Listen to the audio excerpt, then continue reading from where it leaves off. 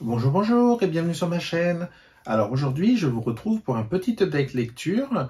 Alors il s'agira de lecture VO, puisque j'ai été motivé ces derniers temps et j'ai réussi à lire 2 romans en VO. Alors il y aura un MM et un MF. Tout d'abord, je vais vous parler du MM. Alors je vous mets la petite couverture ici. Euh, alors, il s'agit d'un roman qui est assez court, comment dire, qui limite en huis clos, puisque en fait, on va suivre un photographe et son modèle. Donc là, comment dire, le modèle a été sélectionné et tout. Il va partir avec le photographe dans sa maison, dans les montagnes, si je me trompe pas, donc dans un cadre idyllique et tout, puisqu'en fait, le photographe va faire une série de, comment dire, de photos par rapport au modèle. C'est ce qu'il a l'habitude de faire. Là, ça faisait quelques temps, enfin, ça faisait plusieurs mois qu'il ne l'avait pas fait suite à un petit problème, une déception. Donc, je vous en dis pas plus, puisque ça, vous le saurez en le lisant, si jamais vous le lisez. Et le modèle, lui, quant à lui, est, comment dire, euh, il est un peu candide, parce qu'en fait, il y a une différence d'âge entre les deux, puisque c'est un age gap, donc c'est-à-dire c'est une romance avec une différence d'âge, parce que le modèle, on va dire qu'il a la vingtaine, et il me semble que le photographe a au moins la quarantaine. Voilà.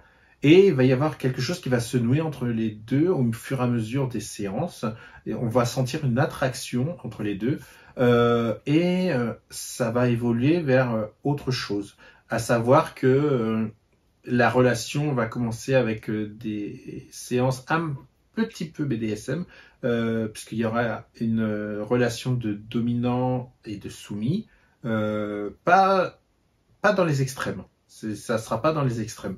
Parce qu'en fait, comment dire, le modèle n'est pas enfin, comme je vous disais, il est un peu candide et tout, donc il n'a pas trop d'expérience, donc ça va être graduel.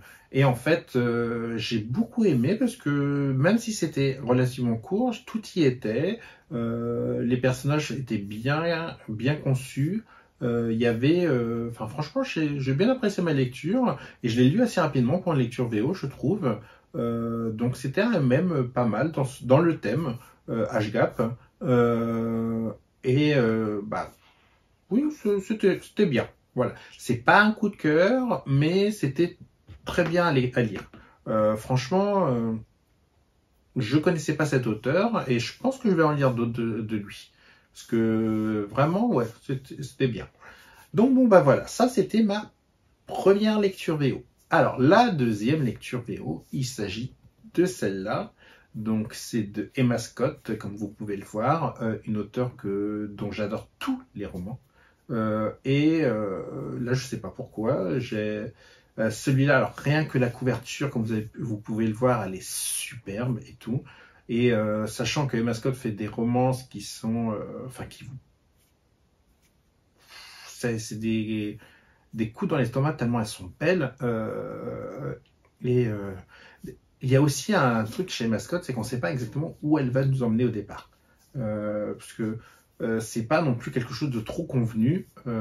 Là, en fait, dans cette romance, ça va être entre une jeune femme et un démon. Donc, il va y avoir en fait une relation qui va se nouer. Au départ, on ne sait pas trop pourquoi, etc. et tout. Et on va s'apercevoir qu'ils ont des liens qui font, qui expliquent l'objectif du démon. Voilà. Et en fait, ce que j'ai beaucoup aimé, c'est que Emma Scott va nous parler d'anges, de démons, etc. et tout, et d'autres choses, mais elle ne va pas trop, comment dire, trop nous farcir l'esprit avec de détails inutiles. Il va y avoir des détails, ce qui nous est nécessaire pour comprendre l'histoire, comprendre le cheminement, comprendre où elle veut en arriver. Mais c'est la romance qui se place au premier plan. Et en plus, la majeure partie de l'action se passe de notre temps. Donc voilà. Donc en fait, c'est le premier que je lis d'elle où il y a une notion d'ange, enfin une notion paranormale. Il y avait sur comment dire, comment sauver une vie, il y avait une légère pointe. C'était une toute petite pointe. Là, c'est un peu plus soutenu et franchement, il est super. Je l'ai dévoré. Et puis comme vous le savez, je vous avais déjà expliqué qu'en VO, je ne lis pas très très vite. Mais là, en même pas 24 heures, j'ai dévoré le roman. Bon, il faisait, si je ne me trompe pas, 270-250 pages. Mais bon, je trouve que c'est pas mal. C'est à tel point que c'est pour vous expliquer pourquoi que j'ai vraiment aimé ce roman du début jusqu'à la fin. Les personnages, Cass, le démon, franchement, il est top et tout. On sent bien la dualité qu'il y a en lui, son objectif à atteindre, etc. et tout.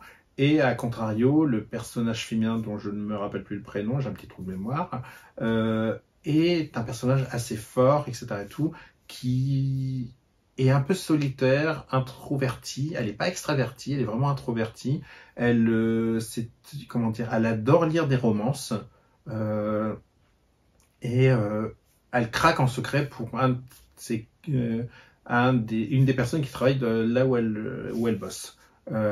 Et il va y avoir des choses qui vont se passer, etc. et tout.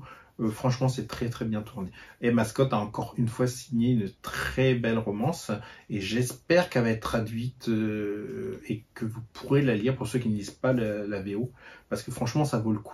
Et même ceux qui n'aiment pas trop le paranormal, je pense que ça vous aimerez parce que, comme je vous le disais, on a des détails, on a comment dire l'univers qui est créé, etc. et tout, mais on va pas trop s'apesantir dessus. Donc ça, c'est top, surtout pour ceux qui n'aiment pas fatalement le paranormal, etc. et tout. Là, franchement, c'est top. Tout est bien dosé. Voilà, tout est bien dosé.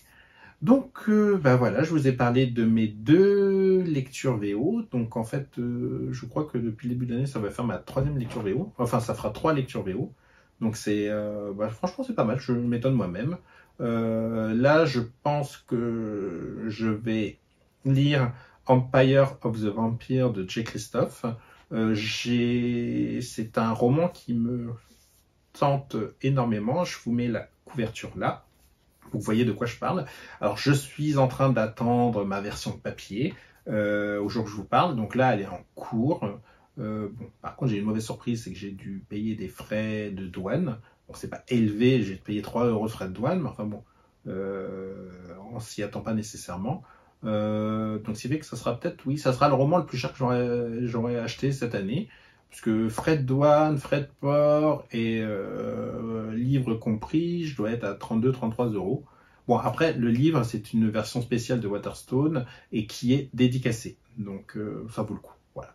Et puis, c'est chez Christophe. Voilà. Si vous n'arrivez pas à le situer, c'est celui qui a écrit Nevernight chez De Saxus. Il a aussi écrit La guerre de Lotus chez Bragelonne et Aurora Burning, je crois, mais alors par contre je ne me rappelle plus de la maison d'édition.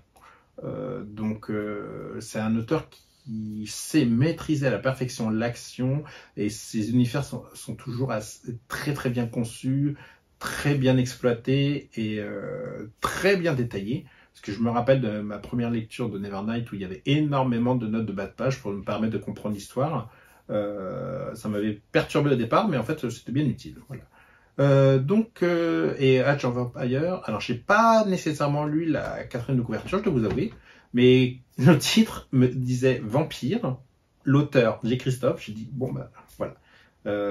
Voilà. Sinon j'ai fini de vous parler de mon bibliothèque lecture, et puis je vais vous laisser là, donc n'hésitez pas à liker et vous abonner, et à mettre un petit commentaire. Je vous souhaite une bonne journée et à très bientôt.